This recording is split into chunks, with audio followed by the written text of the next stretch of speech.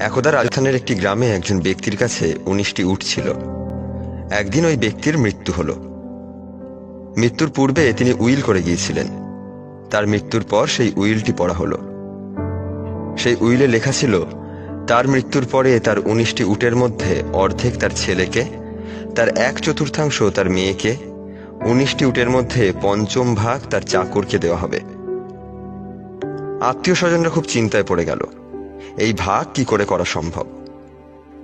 19টি উটের অর্ধেক অর্থাৎ একটি উটকে দুভাগ করতে হবে, তাহলে তো উটই মারা যাবে। আচ্ছা, একটা উট না হয় মারাই গেল। এরপর 18টা উটের 1/4 4.5 তারপর কি হবে? সকলে খুব চিন্তায় পড়ে গেল।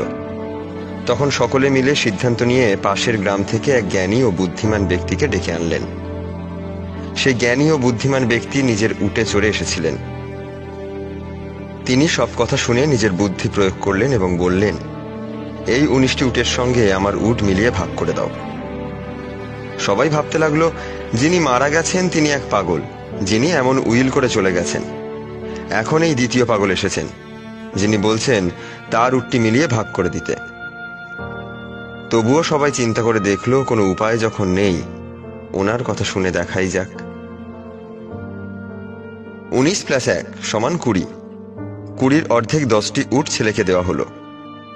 20-র 4 ভাগের 1 ভাগ অর্থাৎ 5টি উট মেয়েকে দেওয়া হলো। 20-র 5 ভাগের 1 ভাগ অর্থাৎ 4টি উট চাকরকে দেওয়া হলো। 10 + 5 + 4 = 19।